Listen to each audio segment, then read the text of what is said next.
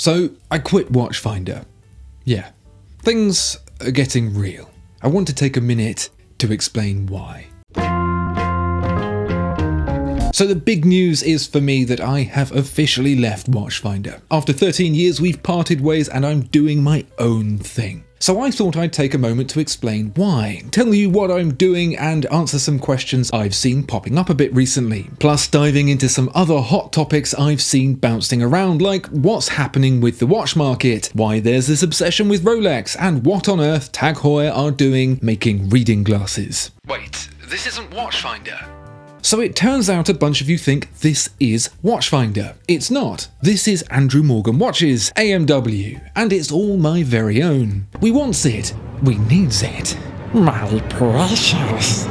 So a few years ago, it dawned on me that the channel I'd created at Watchfinder, I had no ownership of. I was an employee of the business, and so therefore the channel belonged to the business. I wish I'd made this realization sooner, because it prompted me, with Watchfinder's permission, to create my own channel, the one you're watching now. I've got a long way to go in making this channel anywhere near as successful as the Watchfinder one, which I created way back in 2013 with the first video, a 7 million view monster depicting the disassembly of a caliber 3135. The actual review video started at the end of 2016 when I faced the harsh realization that I sounded like a castrated church mouse, and so I began a journey of building a catalogue of content whilst simultaneously hoping puberty would hit. With some voice training based on dubious exercises I found on the internet, 90 cigarettes a day, and just the general wear and tear of getting older, I eventually found the sweet spot. Do I regret not getting some kind of ownership stake in the Watchfinder channel? Do I wish that I'd started my own channel sooner? Do I feel sad at that bit in Toy Story 3 where Andy gives away his toys to that little girl instead of putting them on eBay and making some sweet cash? Of course, but past decisions are only mistakes if I don't learn from them, and so I'm looking forward to what's happening next. So you're not doing videos on Watchfinder anymore? Nope, just AMW. The team at Watchfinder will continue to publish videos without me, but you'll only see me here on AMW. How can I justify such a decision? Carefully. What's very important to me is for the AMW YouTube channel to be a platform for my thoughts and feelings about the industry, the watches, and the people, to share with you what I've discovered, what excites me, and what makes me want to spit in an envelope and mail it. And I'm incredibly grateful that you've supported me in making that become a possibility. The reality is that your support is what will continue to make this possible for me as well. That's why I've gone full influencer and created a Patreon for anyone who would like to help me on my way. You don't have to do it, and you definitely shouldn't feel any guilt or pressure to do it. Only to say that for every Patreon subscriber I get, that's one less puppy I'll kick in the face with a steel toe cap boot. Your choice. There's a link in the description. And seriously, whether you do or don't, the fact you're even here watching this is something I'm unbelievably, incredibly grateful for. You've allowed me to take a leap. Did you get Invisalign? Yes, I did. I'll miss the comments most. So what made you decide to leave a safe, secure, salaried job at Watchfinder? Well, you don't have to put it like that, but ultimately I'd been there for 13 years and it was time for a new challenge. There was only so far I could go with my ideas there, and to really, hopefully, flourish, I needed to set out on my own and start forging my own path. Also, it was really hard finding a parking space at the office. I realised the other day that I was at Watchfinder for as long as I was at school. As in, first day in junior school to leaving to get a big boy job in the real world ties Watchfinder for the single longest commitment I've ever made in my life. And it was a lot of fun. I got to see inside some of the most historic and impressive manufacturers in the world. I got to play with some of the most incredible watchmaking ever seen. I also got to cut a watch in half with a laser. I had a great time with my team and I'll miss them dearly. I wish them the very best of luck as they continue on without me. But 13 years is enough. Probably too long. I didn't get that nervous bubble of excitement you get with a new challenge anymore, where half of you can't wait to get stuck in and the other half is threatening to turn the inside of your trousers a slick brown. But most of all, I wanted to make something that was mine. Ever since I was a little boy working in the salt mines, I've dreamt of being my own boss, and now I am.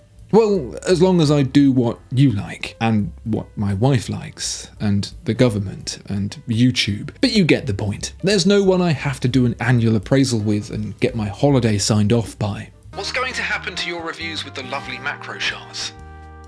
I've really enjoyed creating videos that throw in a dollop of fun alongside the base mix of watch stuff. But of course, where this all took off was with the watch reviews. Something that's very important to me is to be able to make videos about watches that I want to, that I think you'll enjoy, that'll bring you the best of watchmaking to your eyeballs every week. And that includes individual reviews. I've discovered some crazy watchmaking over the years that I've been incredibly privileged to share with you, and I don't want that to stop. But what about all those juicy, eye-watering shots of watches that get in so close they could file a restraining order? Don't you worry about those, I've got plans for those. In fact, instead of me telling you about them, let me show you. And make sure you subscribe with notifications and carrier pigeons and whatever so you don't miss them. And tell me in the comments what you'd like to see.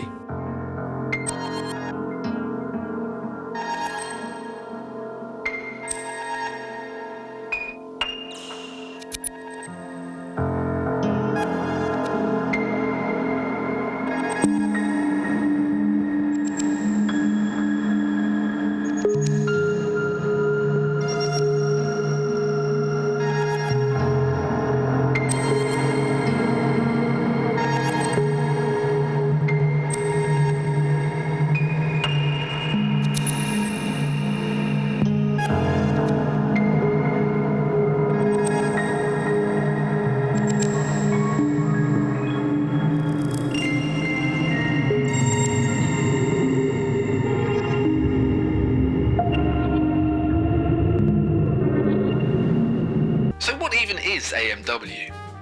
The thing I enjoyed most over the last 13 years is discovering and meeting new and exciting talent in watchmaking and sharing it all with you. It's everything I love about watches. Watches by themselves are inanimate and in many cases questionably useful things. But when you start pairing them with people, that's when the party really starts jumping. And that's what I want AMW to be. A place where people talk, learn and enjoy watches. I want to connect you with the stuff that makes you go ooh and ah, that reminds you why you got into all this stuff in the first place. What's most exciting for me at least is that I don't want AMW to be just a YouTube channel. I've got big plans, as every YouTuber says, that go above and beyond that to make it even better to be a watch enthusiast right now. I'll tell you a little bit more about that at the end, because I want to save the best until last. What's going on with the watch market anyway?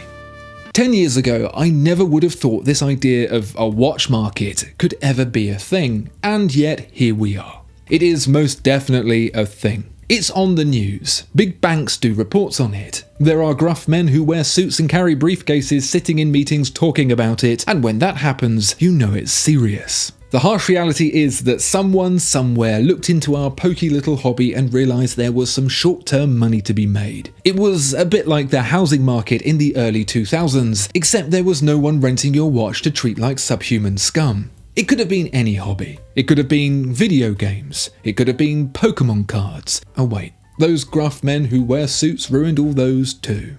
It's pretty hard to not get caught up in the idea of making money. It used to be that you'd buy a watch, enjoy it for a bit, sell it, and be grateful that when they took the watch, they didn't take your kidneys as well. Now, not only could you possibly break even and enjoy a watch entirely for free, but make some cash on it at the same time. It was brilliant, except for the bit where no one could actually buy any watches anymore. I've bemoaned this situation before, but it's worth repeating. Before I worked for Watchfinder, so over 13 years ago, I gave myself a pat on the back for passing my civil engineering degree by buying myself a Rolex Submariner. I bought it used, less than RRP, and I didn't have to offer up my partner at the time to anyone in a shiny suit to get it. It worked like a standard transaction, currency in exchange for goods.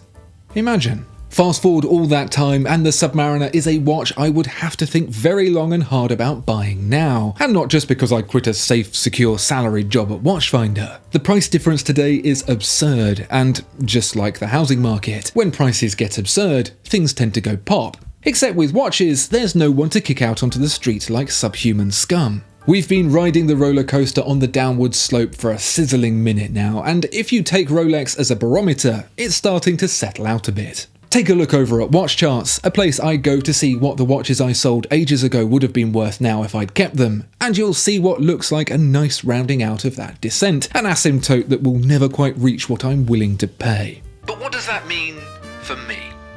Prepare for disappointment, because Submariner prices of old are as likely to make a comeback as savoury jello. Jump back to pre-COVID times when it was perfectly acceptable to cough in a stranger's face, and you'll see a steady upward incline, which, extrapolated forwards, meets somewhere about where we're at now. Rolex has made more big moves in the last few years than it's done in decades to get back to that stability, like starting its own certified pre-owned, buying its own retailer, and expanding its production facilities. But what about those two watches that are so hyped you could paint them red and slap a Supreme sticker on them? The Audemars Piguet Royal Oak and Patek Philippe Nautilus really are the main culprits in this whole sordid affair, but why? Well, it all traces back to the collectors buying at auction, who are looking for the rarest, most historically important pieces. They've been working their way through the decades, collecting the complicated gold watches of the 30s and 40s, the steel sports watches of the 50s and 60s, and eventually they hit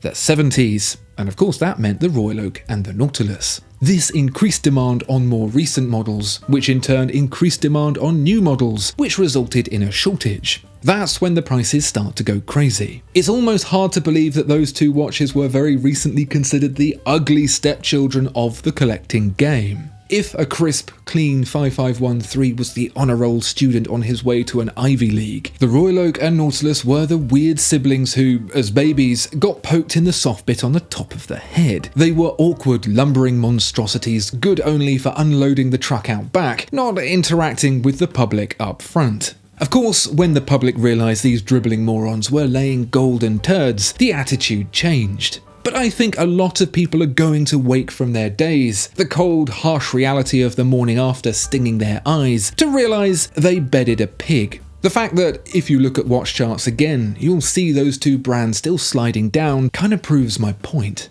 Patek Philippe, however, was smart. They discontinued the steel Nautilus and replaced it with a gold one that they make in such limited numbers that it's basically a mirage. They want you to buy, in capitals, the other stuff. Fortunately for them, the other stuff is actually pretty good.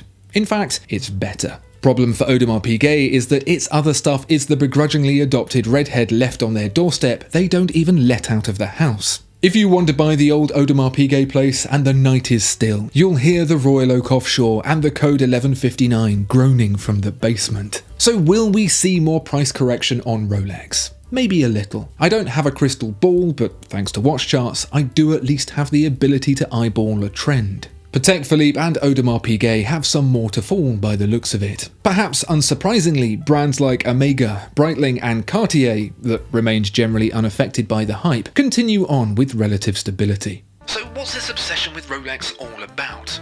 There's definitely no getting away from the fact that Rolex is the most talked about luxury watch brand of all. By share of market, Rolex is the top dog and exceeds the next four, Cartier, Omega, Audemars Piguet and Patek Philippe, in total. In fact, if you combine Rolex and Tudor, it is bigger than the entire Swatch group. That's more bananas than the banana bread I keep meaning to make with those old bananas I didn't eat. But why is Rolex even in this position? Why not someone else like, I don't know, Breitling? Sorry, I just can't. But maybe Omega then. Check out a video I did a little while back called Here's Why Rolex is Better Than Omega, where I list 101 reasons why. Or, to save you the effort, it's marketing. They make a great product without a doubt, and amazing marketing will never make a bad product number one. But what Rolex did from day dot was position itself in the best way possible and never rest on its laurels.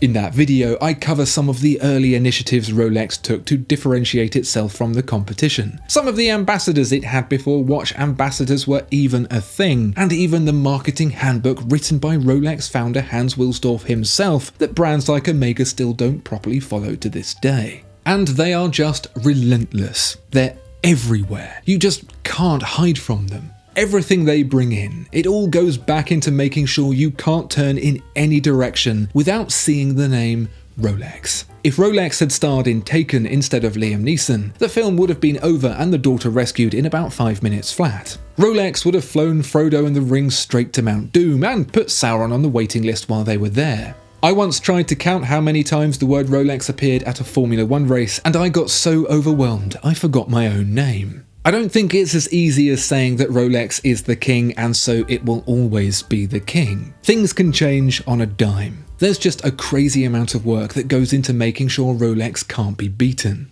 Look at Nokia. They were an absolute powerhouse for a while and now they're nothing. Without good quality product and constant innovation, Rolex could just as easily end up as the next victim of the hydraulic press channel. Did you just use Rolex and innovation in the same sentence? I did, but not for the reasons you're thinking. Did they create the latest Supertech megawatch? No, they're barely getting on board with titanium and silicon. In that respect, there's more chance of my old nan posting a twerk on TikTok than there is Rolex actually coming up with something truly new. It's all about the presentation. Think about Google. They come up with some wacky tech solution like an array of high-altitude internet balloons or an app that lets you donate $1 and then hope that it's useful to enough people to make it worthwhile. Whereas Apple takes a bunch of stuff that already exists and packages it up in a way that meets a viable use case. That's kind of like Rolex. They're going hard with certified pre-owned. They have a very clean catalogue of product that's very easy to choose from. They have a couple of visually identifiable flagship pieces like the Celebration Dial and Le Mans appearing in pop culture. It might not be the bleeding edge, but it's hard to fault. And, by the way, those Google examples were real. Sorry, did you say Tag Heuer are making reading glasses? Yes. They call it eyewear, I call it bollocks. The last quarter century has been spent trying to revive Tag Heuer's reputation from the plastic fantastic Formula 1, and they were close to getting there. At least they were confident enough to start selling a £10,000 Monaco.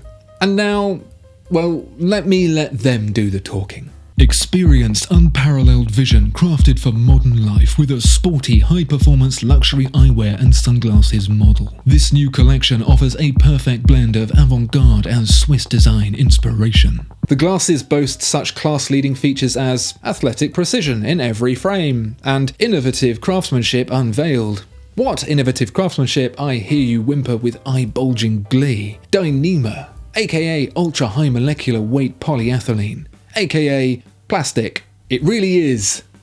Signature elegance redefined. Are you going to tell me what it is you're doing, Ben? I think you've been patient enough, or skip the video to the bit on the graph with the spike. So what I've really enjoyed over the last few years has been looking out for brands and watches that I think do something different or bring something new to the industry, and sharing those with you. And the part you don't get to see so much is the relationships that I build with the people behind those watches, and offering my thoughts and feedback on how they can improve for next time. I know what you're thinking. You're going to take money from brands to feature on your channel. No, I'm not. As tempting as that might be, I'm not. Sure, I'll allow a sponsor here and there, a retailer I like or an accessory manufacturer I think is good, but not a watch brand. For them, and really only for the ones I truly admire, I am going to be working with them to help them do what they do, but better. Maybe they need some help consolidating what their brand really means. Maybe they want to learn to do better at engaging with their fans. Or maybe they just want a greater understanding of how their watches fit into the market. It's experience I've been building for over a decade, and now I get to live that dream under my own banner. And it's just kind of happened. I'm incredibly lucky to be able to put food on the table with the channel, and so I can keep that going how I want to keep it going, bringing you the stuff that intrigues me the most, and so it means I get to work with the brands I want to work with. It's cyclical. I only want to work with the brands that I'd want to show you anyway, and if I can help them to do better, then the watches are going to be the ones you want to see even more.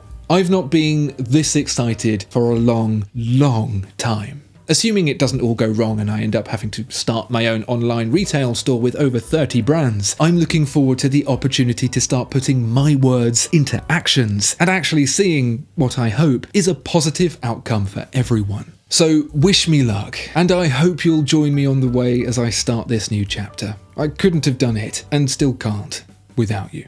Is that it? That's it. If you've got any questions, leave them down in the comments and I'll endeavour to answer. Thank you for supporting me here and on Patreon, and hopefully I'll see you all in the real world sometime soon. And don't forget to browse your phone the entire time during a conversation to assert your authority. Goodbye.